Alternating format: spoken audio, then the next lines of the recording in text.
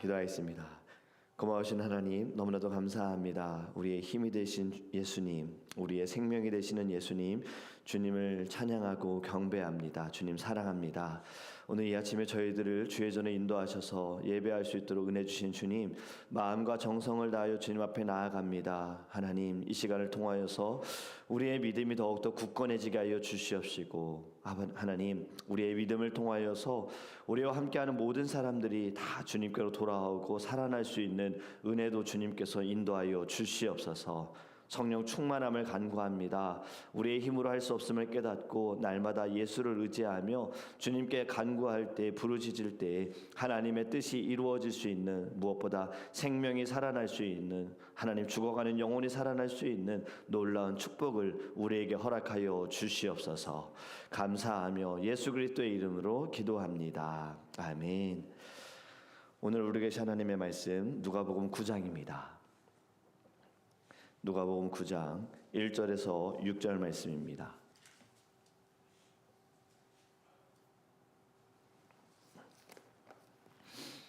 제가 전송의 책은 신약성경 106페이지입니다. 누가복음 9장 1절에서 6절 말씀 우리 함께 읽도록 하겠습니다. 예수께서 12 제자를 불러 모으사 모든 귀신을 제어하며 병을 고치는 능력과 권위를 주시고 하나님의 나라를 전파하며 앉는 자를 고치게 하려고 내보내시며 이르시되 여행을 위하여 아무것도 가지지 말라. 지팡이나 배낭이나 양식이나 돈이나 두벌 옷을 가지지 말며 어느 집에 들어가든지 거기서 머물다가 거기서 떠나라. 누구든지 너희를 영접하지 아니하거든 그 성에서 떠날 때 너희 발에서 먼지를 떨어버려 그들에게 증거를 삼으라 하시니 제자들이 나가 각 마을에 두루다니며 곳곳에 복음을 전하며 병을 고치더라. 아멘. 할렐루야. 오늘의 말씀을 통하여서 깨닫는 지혜를 하나님께서 우리에게 부어 주실 줄 믿습니다. 제가 목요일 새벽에는 목이 조금 더 다른 날보다 잠겨 있다라는 것을 좀 여러분들이 이해해 주시기를 바랍니다.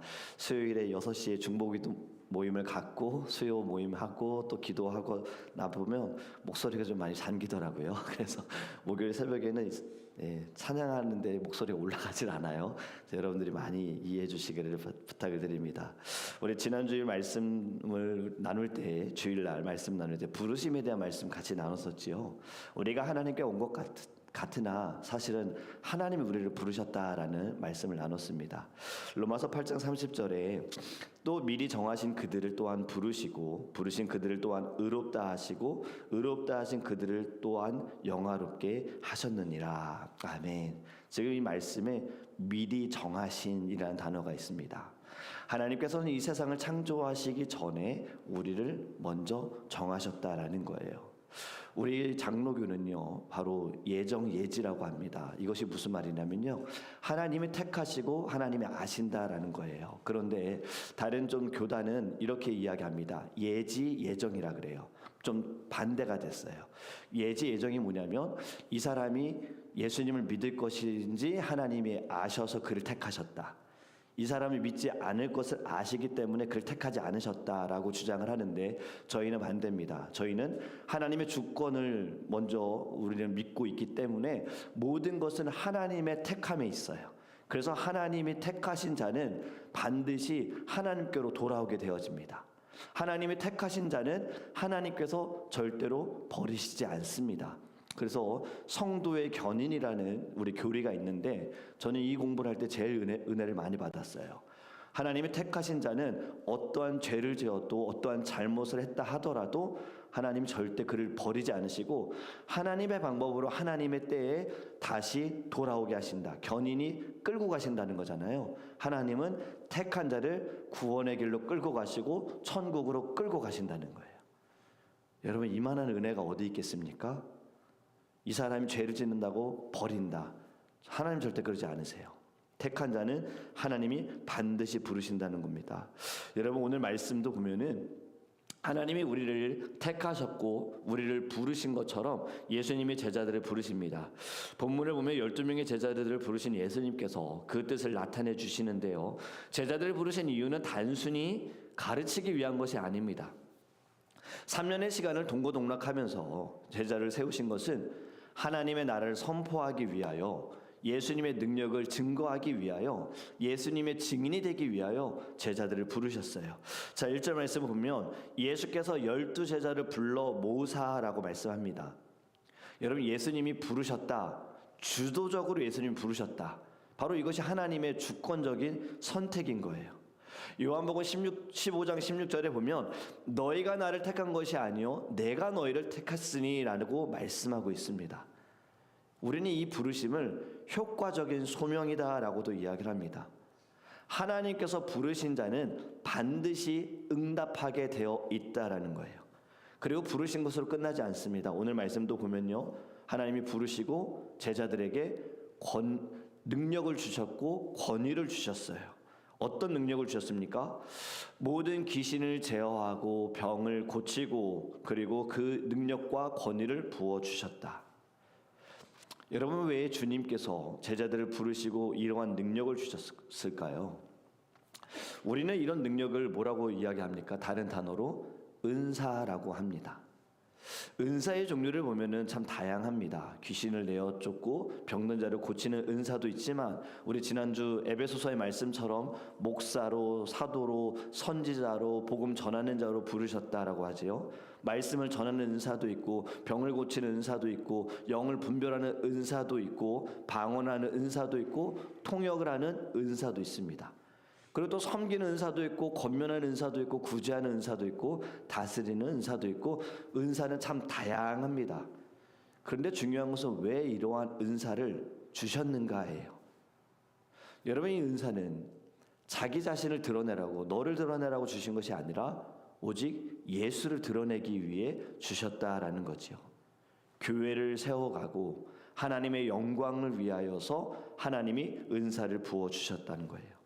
오늘 본문에 은사를 왜 주셨는지 또 이렇게 가르쳐 주십니다. 2절에 보면요, 하나님의 나라를 전파하며 앉는 자를 고치게 하려고 내보내시며, 은사를 주신 이유 하나님 나라를 전파하게 하시기 위해서. 여러분, 예수님의 사역에도 우리가 바로 알아야 할 것이 있습니다. 예수님이 이 땅에 오셔서 병든 자를 고치시고 죽은 자를 살리시는 사역도 하셨어요. 힘든 사람들에게 힘이 되어주시는 사역도 하셨지만 그것만을 위해서 오신 것은 아닙니다.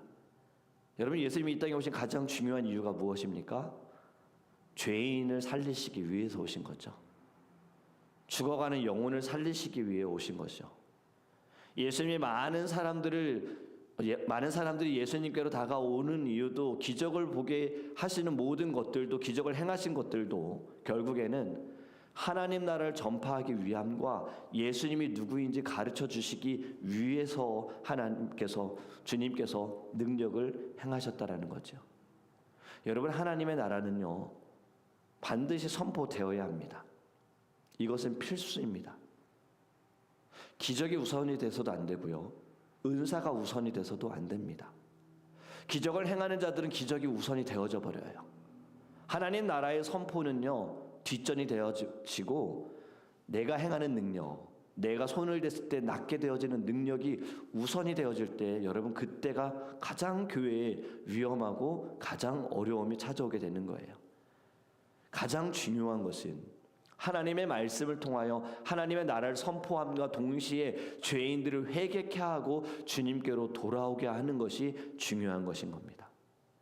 여러분, 예수님이 제자들을 부르시고 그들을 보내신 목적, 그들에게 은사를 주신 목적은요, 하나님 나라를 선포하기 위해서인 거예요. 우리 화요일 새벽에 말씀을 나눌 때에도요, 귀신을 내어 쫓았잖아요. 군대라는 귀신을 내어 쫓았잖아요. 그리고 그 사람이 어떻게 합니까? 예수님을 따르기를 원하는데 예수님께서 따라오지 말라고 하시고 너희 집으로 가라고 하시고 뭐라고 하십니까? 네가 경험한 것을, 네가 본 예수를 증거하라라고 말씀하십니다. 결국엔 간증이잖아요. 그를 통해서 하나님 나라를 선포하기 위함인 거예요. 여러분, 어제 야이로의 딸을 살리시고 나서는 어떤 말씀을 하셨는지 아십니까? 우리 누가복음 8장 56절 마지막 절에 보면요, 이렇게 말씀합니다. 그 부모가 놀라는지라 예수께서 경고하사 이 일을 아무에게도 말하지 말라 하시니라. 여러분, 지금 귀신 들린 그 사람에게는 가서 알려라라고 얘기하셨고, 지금 야이로의 딸을 죽은 이 아이를 살리시고 나서는 부모에게 알리지 말라고 합니다. 여러분 이상하지 않습니까? 또 여러분 궁금하지 않습니까? 귀신을 내어 쫓는 일도 참 물론 굉장한 일이죠. 놀라운 일이죠. 그런데 죽은 사람이 살아난 것은 그보다 더 놀라운 일 아닙니까? 만약에 제가 이런 예를 몇 번 드렸어요. 더드림교회 김봉성 목사가 손만 대면 귀신이 막 떠나가고 아픈 사람이 막 고침받는다라는 것이 여러분 소문이 나면 어떻게 될까요? 우린 전도하지 않아도 될걸요? 사람들 그 소문 듣고 어떻게든 저 만나고 싶어서 저한테 기도받고 싶고 제가 한번 만져줬으면 하는 바람으로 사람들 오지 않을까요? 기적이 그러한 효과가 있다라는 거죠. 그렇다면 지금 야이로의 딸이 죽었다는 것을 사람들이 알잖아요. 그럼 살아났어요. 그럼 그 부모를 통해서 가서 전해라. 죽은 네 딸을 어떻게 누가 살렸는지 전해라. 이게 더 효과적이고 더 빠른 방법이지 않겠습니까? 그런데 왜 예수님은 지금 경고하시면서 이 일을 아무에게도 말하지 말아라, 알리지 말아라 이렇게 말씀하셨을까요? 여러분, 예수님 알고 계십니다. 지금 예수님을 따르는 사람들에게는 하나님의 나라에 대한 궁금함보다도 예수님이 어떠한 기적을 행하시는지가 궁금하고 나도 그 기적을 통해서 어떠한 것을 누리고자 하는 마음이 너무나도 크다는 것을 알기 때문에 기적을 원하는 사람들 예수님 앞에서 이런 마음 갖지 않았을까요? 예수님, 하나님 나라는 전혀 궁금하지 않아요. 기적이나 행해주세요. 기적이나 보여주세요. 병든 자 고쳐보세요. 걷지 못하는 자 좀 걷게 해보세요. 그게 우리는 보고 싶어요. 이 마음 갖고 있었을 거예요. 여러분, 그런데 지금 이 시대가 마찬가지입니다. 지금 이 시대를 우리는 포스트 모더니즘이라고 이야기를 하는데 포스트 모더니즘의 여러분 문제가 뭐냐면요. 절대 진리를 거부합니다. 모든 것이 다 진리가 될 수 있다라고 이야기합니다. 또 다르게 말하면 상대주의라는 것도 할 수 있어요. 모든 종교가 다 똑같아요. 내가 믿는 종교도 진리고 네가 믿는 종교도 진리다라고 하면서 그냥 다 인정해 주는 거예요. 하나님도 신이고 뭐 부처도 신이고 알라도 신이고 다 신이다. 여러분, 지금 이러한 모습을 나타내는 나라가 있습니다. 일본이요. 여러분, 일본이 잘 사는 나라잖아요. 그런데 일본의 기독교는요 1%도 되지 않습니다. 그곳에서는 복음을 전하는 것이 굉장히 어렵습니다. 왜냐하면 일본 사람들의 그 문화와 그들의 종교 의식은요 다 신이에요. 이것도 신이에요. 이것도 신이에요. 모든 게 다 신이에요. 그러한 다신주의, 다신론을 가지고 있다 보니 하나님도 그냥 여러 신 중에 하나. 이러다 보니 복음이 들어가지 못한다는 거예요. 그래서 아이티나 뭐 온두라스나 이런 좀 어려운 나라들, 살기 힘든 나라도 복음이 들어가기 어렵겠지만 오히려 그들은 말씀을 잘 듣는데 일본은 잘 사는 나라인데 복음을 받지 못한다는 거죠. 여러분, 또 지금 이 시대는 과학주의적 세계관이 굉장히 심각합니다. 이것이 무엇입니까? 초월적인 존재는 인정하지 않습니다. 그냥 내 눈에 보여서 증명이 되는 것, 내 눈에 내가 경험한 것, 이것만이 사실이다라는 것이 여러분 지금 이 시대에 기적을 원하는 사람들과 똑같은 마음인 거죠. 여러분, 사도행전 4장 12절 말씀 이렇게 말씀하죠. 다른 이로서는 구원을 받을 수 없나니. 아멘. 성경은요, 하나님의 나라가 오직 예수 그리스도를 통해서 임한다. 우리가 구원을 받을 수 있는 길도 다른 길은 없고 오직 예수밖에 없다라고 분명히 말씀하고 있습니다. 그렇기 때문에 여러분, 우리가 이것을 바로 알아야 합니다.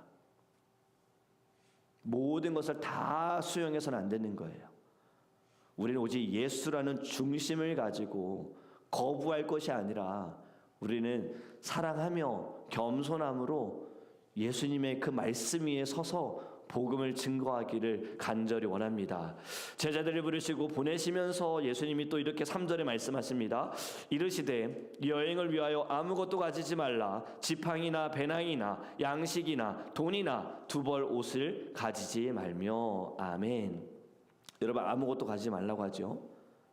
지금 필요한 물건들이에요. 지팡이, 배낭, 양식, 돈, 옷 모두 다 필요합니다.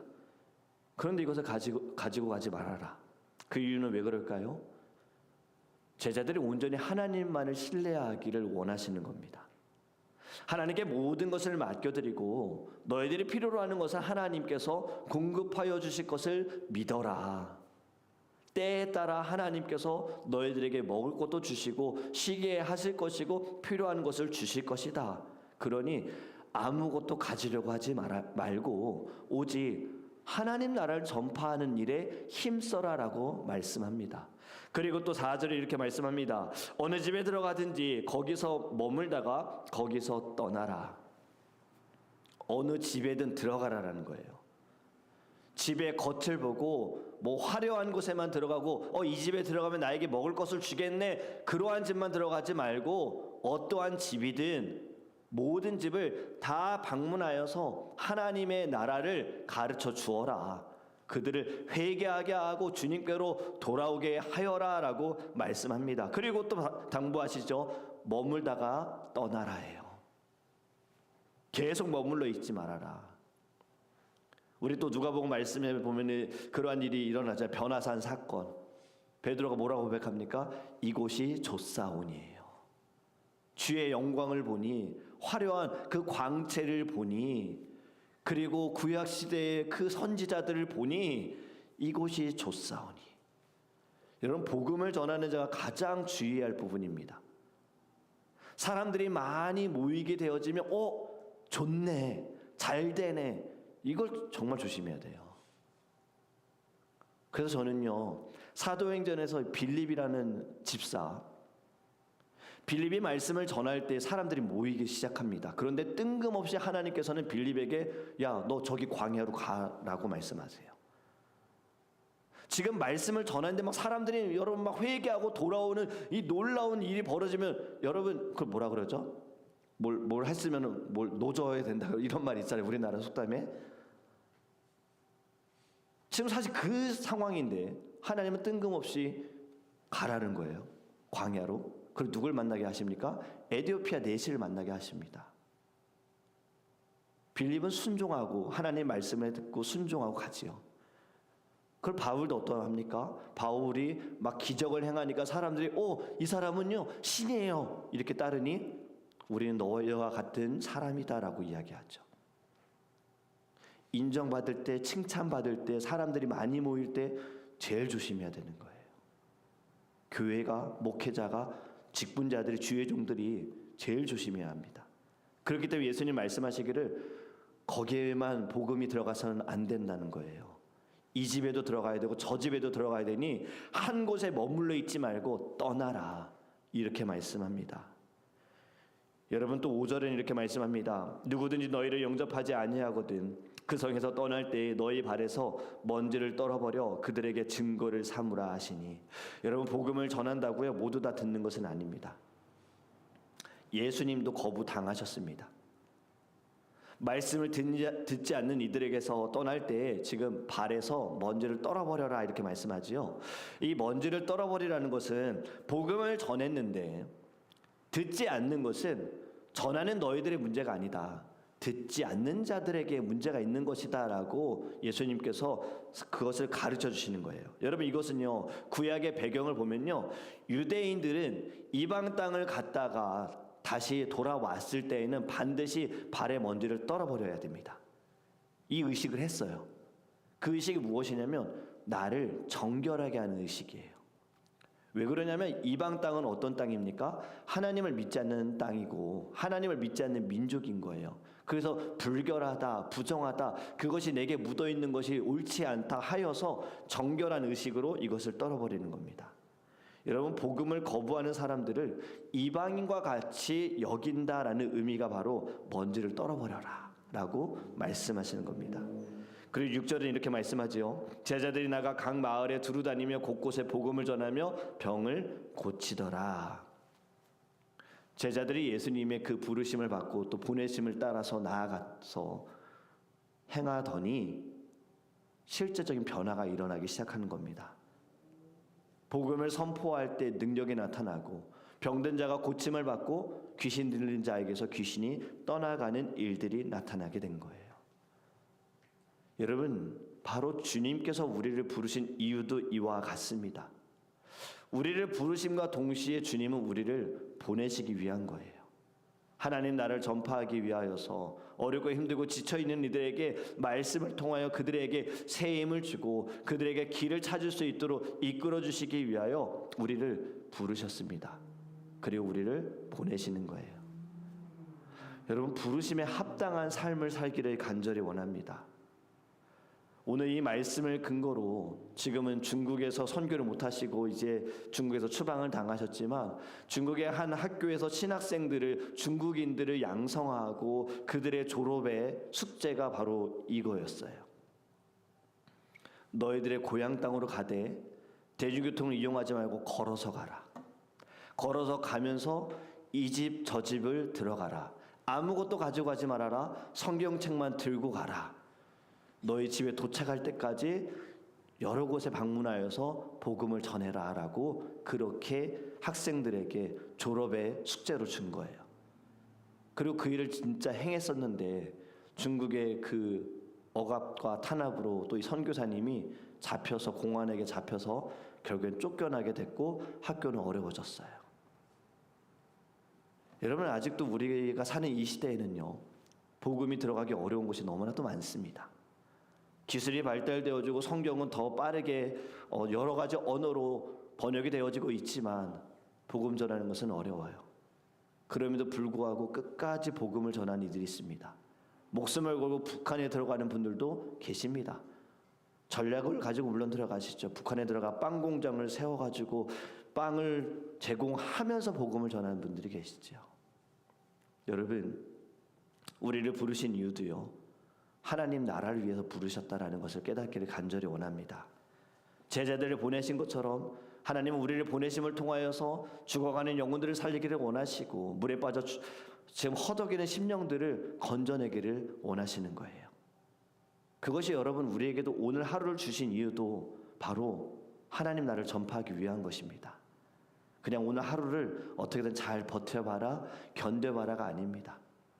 오늘 하루를 살아가면서 우리에게 주어진 모든 자리에서 주님은 하나님 나라를 전파하기 원하시고요, 하나님의 때에 하나님의 그 은혜로 말미암아 하나님의 능력을 행하여 주실 줄 믿습니다. 저는 은사, 여러분 이 은사는요 받은 자를 통해서 나타나는 것이 아니에요. 이 은사는요 하나님의 때에 하나님의 뜻이 있으면 그 능력이 나타나는 거죠.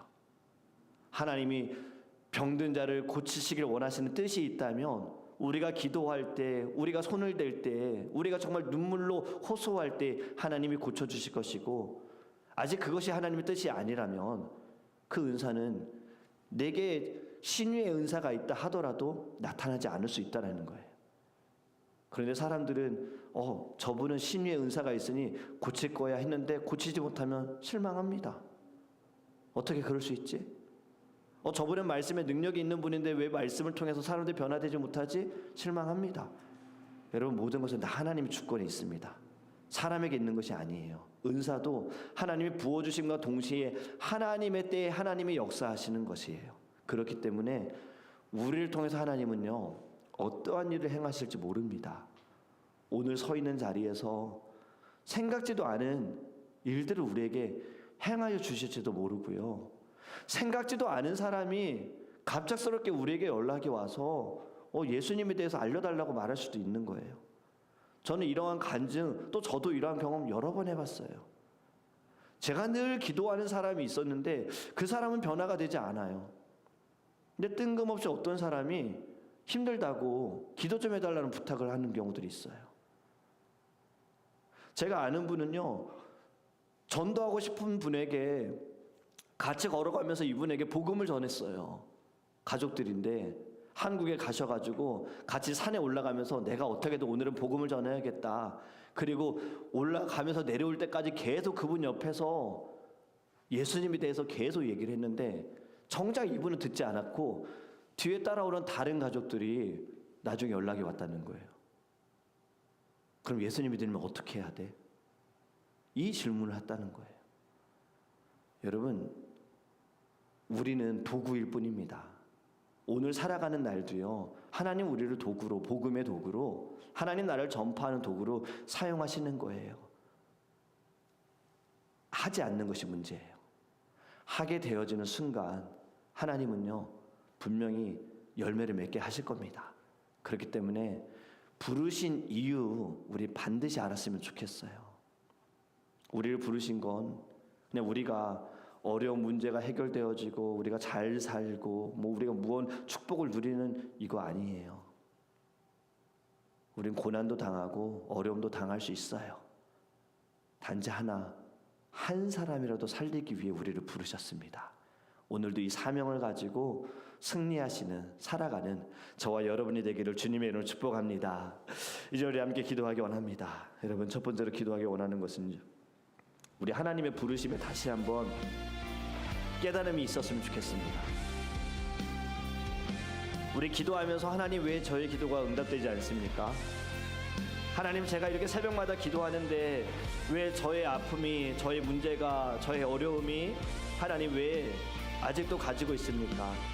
하나님, 제가 이렇게 기도하는데 왜 저의 기도는 하나도 응답되지 않는 것처럼 느껴집니까? 라는 것이 아니라 주님, 주님의 뜻대로 되기를 원합니다. 주님, 저를 부르신 이유 나 잘 살기 위하여, 나 예수 믿고 나 천국 가는 것이 아니라 나를 통하여 하나님 사람들을 살리기 위하여, 우리 가족을 살리기 위하여, 내 친구를 살리기 위하여 주님 나를 부르셨습니다. 나를 보내십니다. 주님, 이 사명 분명히 기억하게 하여 주셔서 하나님, 오늘도 주님께서 허락하신 모든 자리에서 아버지 하나님의 나라를 전파하게 해주세요. 예수를 증거하게 해주세요. 어떠하든 예수님 나타내게 해주세요. 내 입술에 하나님 날마다 하나님으로 인한 감사가 넘치게 하여 주소서.